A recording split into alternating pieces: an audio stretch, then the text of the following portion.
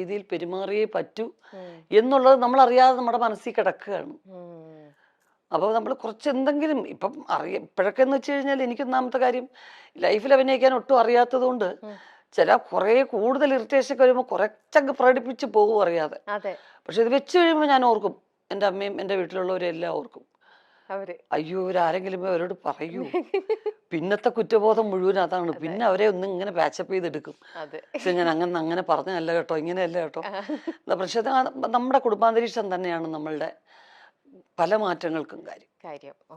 തീർച്ചയായിട്ടും ഈ കൽപ്പന ചേച്ചി രഞ്ജിനി ചേച്ചിയായിട്ട് എനിക്ക് നല്ല അടുപ്പമുണ്ട്. നല്ല ചേച്ചിനെ ഞാൻ ആദ്യമായിട്ട് ഇങ്ങനെ മീറ്റ് ചെയ്യണത്. പക്ഷെ ഒരുപാട് ഷോസും കാര്യങ്ങളൊക്കെ ആയിട്ട് കൽപ്പന ചേച്ചിയുടെ ഒക്കെ ഒരുപാട് ചെയ്തിട്ടുള്ളതുകൊണ്ട് എപ്പോഴും ഇങ്ങനെ വിശേഷങ്ങളും കാര്യങ്ങളും അപ്പോഴൊക്കെ ചേച്ചിയാണ് ഞങ്ങളുടെ ഇടയിൽ എപ്പോഴും. അതിനിടയിൽ ഉർവശി എന്നുള്ള പേര് പറയാതെ പോവുകയില്ല, എപ്പോഴും ഇങ്ങനെ പറയും. ഈയിടെയും കൂടെ രഞ്ജിനി ചേച്ചിനെ ഞാനൊരു ഇന്റർവ്യൂ കൂടെ ചെയ്തിരുന്നു. അപ്പോൾ ഈ നിങ്ങൾ എല്ലാവരും എന്ന് പറയുമ്പോഴും നിങ്ങൾക്ക് എല്ലാവർക്കും ഒരു വല്ലാത്തൊരു ചാമുണ്ട് ചേച്ചി. നിങ്ങൾ 3 പേരിലും നമ്മളെ എല്ലാവരും ഇപ്പോഴും ആ ഇഷ്ടം വെക്കുന്നതിൽ ഒരു വല്ലാത്തൊരു മാജിക് പവറാണ്. ഞാൻ എന്നെ എപ്പോഴും ആലോചിക്കും, നിങ്ങളുടെ ബ്ലഡ് എടുത്ത് വേറൊരാൾക്ക് കൊടുത്താലും ഇതിങ്ങനെ തന്നെ കിട്ടും. നിങ്ങൾ എല്ലാവർക്കും ഇതേപോലെ ചിരിച്ച മുഖത്തോടെ ഇരിക്കാനും മറ്റുള്ളവരെ ചിരിപ്പിക്കാൻ എന്നൊക്കെ പറയുന്നത് ഒട്ടും തന്നെ ഈസി ആയിട്ടുള്ള ഒരു കാര്യമല്ല. പക്ഷെ നിങ്ങൾ എത്ര ഈസി ആയിട്ടാണ് മറ്റുള്ളവരെ ചിരിപ്പിച്ചുകൊണ്ടിരിക്കുന്നത്. അതൊക്കെ ആ ഒരു some magic power runs in the blood എന്നൊക്കെ പറയുന്നത്. അത് എൻ്റെ അമ്മ തന്നെയാണ് അതിന്റെ കാരണം. അച്ഛനും വളരെ സരസനായിരുന്നു, കലാകാരനായിരുന്നു. രണ്ടുപേരും ആർട്ടിസ്റ്റ് അല്ലേ. അറിയാം. അപ്പൊ അത് തന്നെയാണ് ബേസ്. പക്ഷെ അമ്മ എപ്പോഴും ചിരിക്കാനും ചിരിപ്പിക്കാനും ഇഷ്ടമുള്ള ആളായിരുന്നു. ഇപ്പോഴും അത് തന്നെയാണ്. നമ്മളൊക്കെ ഇങ്ങനെ എല്ലാവരും കൂടി ഇരുന്ന് ഗൗരവത്തിൽ സംസാരിക്കുന്നത് എൻ്റെ അമ്മയ്ക്ക് ഇഷ്ടമല്ല. എന്തെങ്കിലും കുറച്ച് ഭയങ്കര ഗൗരവമുള്ള ഈ കരച്ചിൽ പടങ്ങളൊന്നും എൻ്റെ അമ്മ കാണത്തില്ല. മക്കളെ മാറ്റത്, ആ ചാനൽ മാറ്റുക, അല്ലെങ്കിലേ ഉണ്ട് നമുക്ക് പ്രശ്നങ്ങൾ. ഇത് കരഞ്ഞുകൊണ്ടിരിക്കാൻ വയ്യ. ഉള്ളൊഴുക്ക് കണ്ടിട്ടില്ല എൻ്റെ അമ്മ, കലശേച്ചി കണ്ടിട്ടില്ല, എൻ്റെ വീട്ടിൽ ആരും കണ്ടിട്ടില്ല. അങ്ങനെയുള്ള എൻ്റെ സിനിമകളും കാണത്തില്ല. അങ്ങനത്തെ ഒരു പ്രശ്നമുണ്ട്. അപ്പൊ അമ്മയ്ക്ക് റെസ്ലിംഗ് കാണത്തില്ല എൻ്റെ അമ്മ. എൻ്റെ അമ്മ പറഞ്ഞ് മനസ്സിലായിരുന്നു ബ്രദേഴ്സൊക്കെ അതൊക്കെ ഒരു അവര് കറക്റ്റായിട്ട് റിഹേഴ്സൽ ചെയ്തിട്ട് അമ്മ ചെയ്യുന്നേ. അതൊന്നും അവർക്ക് അങ്ങനെ നോവത്തൊന്നുമില്ല. അതെല്ലാം അവർ പ്രാക്ടീസ് ചെയ്യണത്. വേണ്ട വേണ്ട വേണ്ട, മനുഷ്യൻ കൂടെ അടിച്ച് ചാവുന്നത് കാണാൻ വയ്യ. അവൻ നെറ്റിന്റെ മുകളിൽ കയറി താഴെ അവൻ്റെ നെഞ്ചത്തോട്ട് ചാടുന്നു. വേണ്ട, എനിക്ക് കാണുകയോ വേണ്ട എന്ന് പറയും.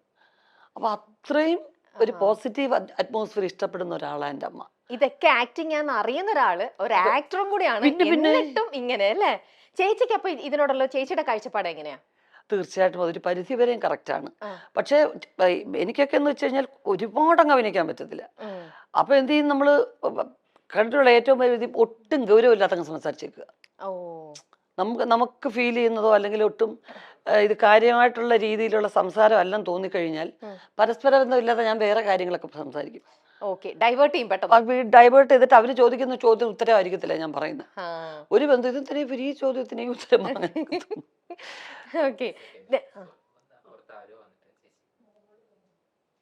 വന്നിട്ടുണ്ടോ? മക്കളെ ഓടിവാടാ, അമ്മയുടെ കുഞ്ഞാണ്ട. മക്കളെ രമ്യ ചേച്ചി അറിഞ്ഞുവിട്.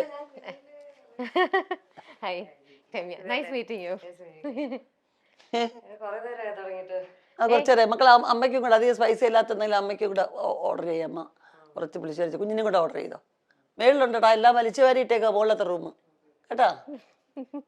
ചേച്ചി, നിങ്ങളുടെ കൂടെ ഏറ്റവും കൂടുതൽ നർമ്മം അല്ലെങ്കിൽ ഭയങ്കര എന്താ പറയാ ഹ്യൂമർ സെൻസും കൗണ്ടറൊക്കെ പറയണത് നിങ്ങളിൽ ആരാ? കൽപ്പന ചേച്ചി ആണോ? അയ്യോ, മിനി ചേച്ചി കൊച്ചിലെ മുതലേ അവളുടെ പേരൊക്കെ വേളൂർ കൃഷ്ണൻകുട്ടി ഞങ്ങളുടെ പിന്നെ കഥയുടെ പേരുകളിലൊക്കെ അവൾ അറിയപ്പെട്ടിരുന്നത്. ആൾക്കൂട്ടത്തിൽ ഏലിയമ്മ അങ്ങനെയൊക്കെയാ വിളിച്ചിരുന്നത്. കാരണം വെച്ചാൽ എവിടെ ആൾക്കൂട്ടം ബഹളം ഉണ്ടെങ്കിൽ അതിൻ്റെ ഇടയ്ക്ക് വരും. എന്താ നിങ്ങളെ കാര്യം, എന്നിട്ട് ന്യൂസ് എത്തിക്കാനാ. എന്നിട്ട് വണ്ടി ഇടിച്ചപ്പോ എന്തോ പറ്റി എല്ലാത്തിനും പറഞ്ഞിട്ട് പോപ്പുലർ ആയിരുന്നു കൽപ്പന ചേച്ചി. ചെറുപ്പം മുതൽ അങ്ങനെ തന്നെയായിരുന്നു. ഞാൻ ഈയിടെ രഞ്ജിനി ചേച്ചിയുടെ ഒരു ഇന്റർവ്യൂ എടുത്തിരുന്നു. കല ചേച്ചി, നിങ്ങളുടെ വീട്ടിൽ ഏറ്റവും കൂടുതൽ ഹ്യൂമർ സെൻസ് ആർക്കായിരിക്കും? കൽപ്പന ആണല്ലേ? രഞ്ജിനി ചേച്ചി ഇത് തന്നെയാ പറഞ്ഞേ. നല്ലോണം ഇമിറ്റേറ്റ് ചെയ്യും. നമുക്ക് തോന്നും ആ ആളാണോ നമ്മുടെ മുമ്പിൽ ഇരിക്കുന്നതെന്ന് തോന്നും. സുന്ദരമായിട്ട് ഇമിറ്റേറ്റ് ചെയ്യും. അവര് നടക്കുന്ന പോലെ. അത് ചെറുപ്പം മുതലേ എല്ലാവരും ഇമിറ്റേറ്റ് ചെയ്യും. എൻ്റെ അച്ഛൻ്റെ അമ്മയ്ക്ക് അങ്ങനെ വലുതായിട്ട് സിനിമയൊന്നും കാണത്തില്ല. ഈ ഭക്തി സീരിയലൊക്കെ മഹാഭാരതമൊക്കെ എന്ന് പറഞ്ഞ് തമ്പുരാനേ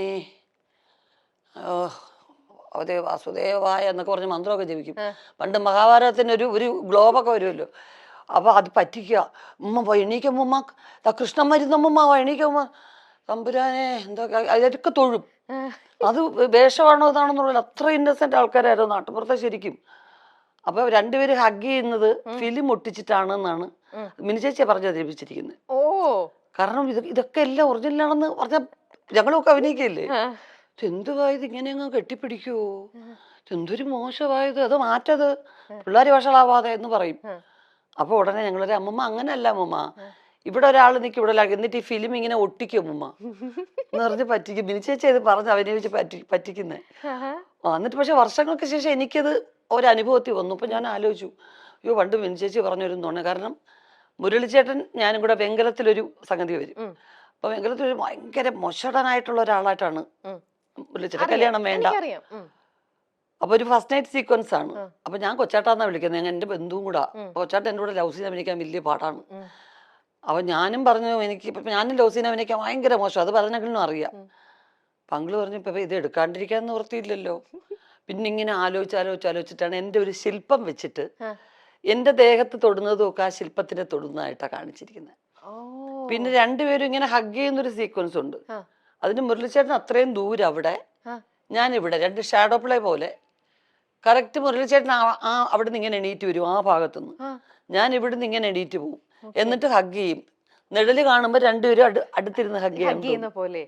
ഓ, ഇങ്ങനെയൊക്കെ ചെയ്തിട്ടുണ്ട്. എടുത്തിട്ടുണ്ട്. ഇതൊക്കെ ക്യാമറ ടെക്നിക്സ് എന്നൊക്കെ പറയുന്നത്. തീർച്ചയായിട്ടും. ഇന്നും വേണമെങ്കിൽ അങ്ങനെ ചെയ്യാം, അങ്ങനെ ചെയ്യാലോ, തീർച്ചയായിട്ടും ചെയ്യാലോ. കാരണം ഞങ്ങൾക്ക് രണ്ടുപേർക്ക് അഭിനയിക്കാൻ പറ്റില്ല. ഞാൻ ബേസിക്കായിട്ട് എനിക്ക് അങ്ങനെയുള്ള സീക്വൻസ് വലിയ പാടാണ്. കാരണം ഒന്നാമത് എല്ലാവരും എന്നെ അത്ര വാത്സല്യത്തോടു കൂടിയാണ് സെറ്റ് കണ്ടിരിക്കുന്നത്. എന്നെ ആരും ഉർവശി എന്ന് വിളിക്കുന്ന ഈ ജനറേഷനിലുള്ളവരേ ഉള്ളൂ. അന്നെല്ലാം പൊടിമുളയെന്നാണ് വിളിച്ചിരുന്നത്. അപ്പൊ എനിക്ക് ഭയങ്കര കുറച്ചിലാണ് എനിക്ക് ലവ് സീൻ അഭിനയിക്കാൻ. അപ്പം ബെർലിച്ചേട്ടായിട്ട് പറഞ്ഞ ഈ കൊച്ചിന്റെ കൂടെ ചെയ്യാനേ പറ്റത്തില്ല, നടക്കത്തെ അത് നമുക്ക് വേറെ എന്തെങ്കിലും ചെയ്താൽ മതി, പറ്റത്തില്ല എന്ന് പറഞ്ഞു. അപ്പം അങ്ങനെയൊക്കെ പറ്റിക്കും. എന്നിട്ട് അമ്മൂമ്മയെ പോലും പറ്റിട്ട്, അമ്മൂമ്മയ്ക്ക് സിൽക്ക് സ്മിത എന്നാ പേരിട്ടിരുന്നത്. കാരണം നല്ല ഷേപ്പാണ്, നല്ല കൊച്ചു രൂപം, ഇത്രേ ഉള്ളൂ. എൻ്റെ അച്ഛൻ 6 അടി 3 ഇഞ്ച് ഹൈറ്റാ, അമ്മൂമ്മ ഇത്രേ ഉള്ളൂ, കൊച്ചാണ്. പക്ഷെ ബ്ലൗസും ഇങ്ങനെ മുണ്ടും മാത്രമല്ലേ ഉടുക്കുള്ളൂ.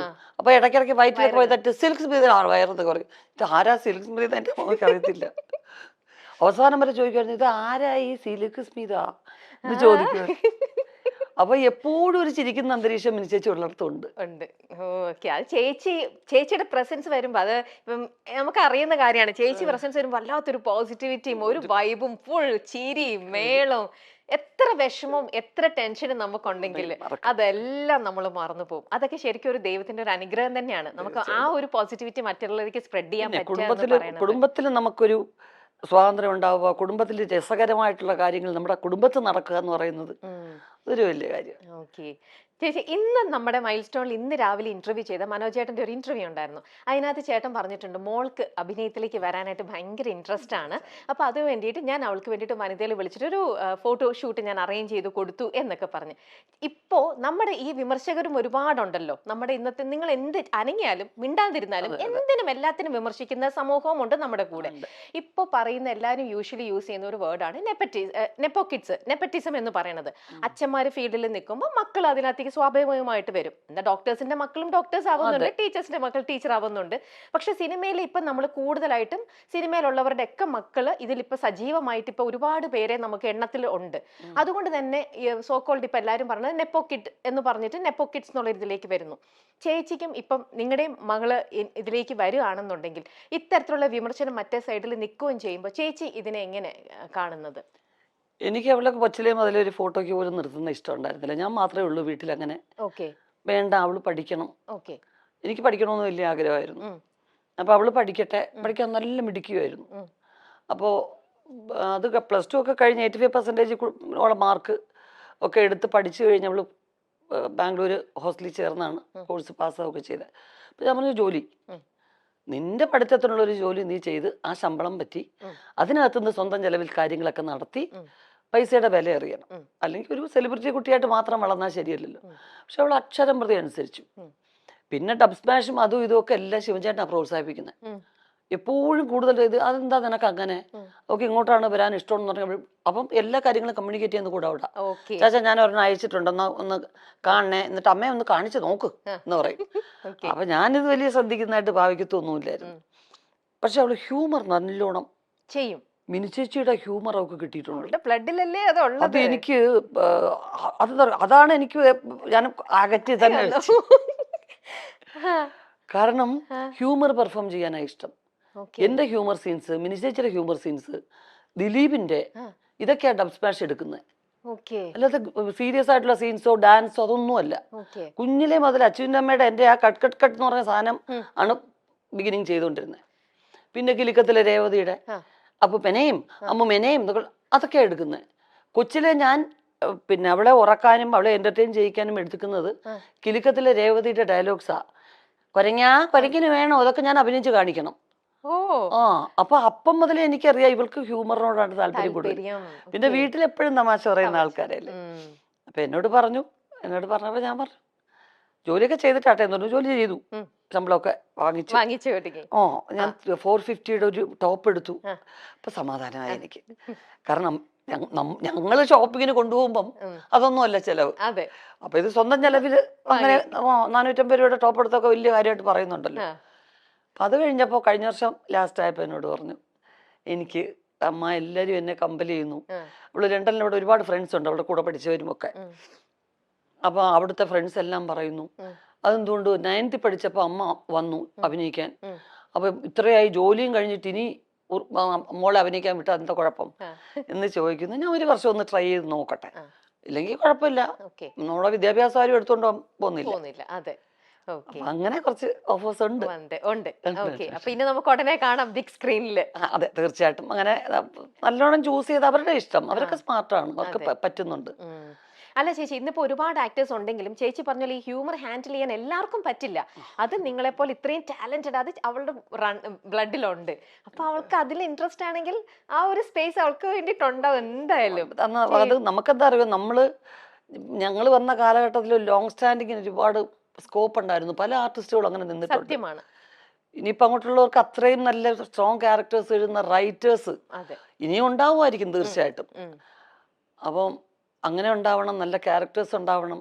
ഒരു എന്താ പറയുന്നത്, നിങ്ങളുടെ മൈൽ സ്റ്റോൺ പോലെ ഒരു മൈൽ സ്റ്റോൺ ആവുന്ന ഓരോ ക്യാരക്ടേഴ്സ് എങ്കിലും ജീവിതത്തിൽ ഉണ്ടാവണ്ടേ.